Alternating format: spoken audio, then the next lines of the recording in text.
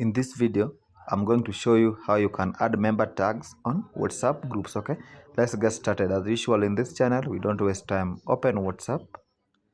Okay, then locate the group where you want to add member tags. Then click the more information icon to the right, that button there.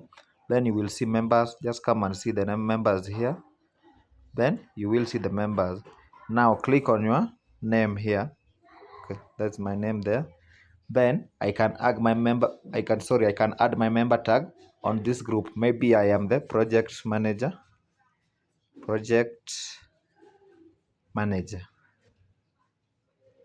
When you save this, your member tag will be project manager, so that people will see that you are the project manager of the group, or maybe you are the coordinator.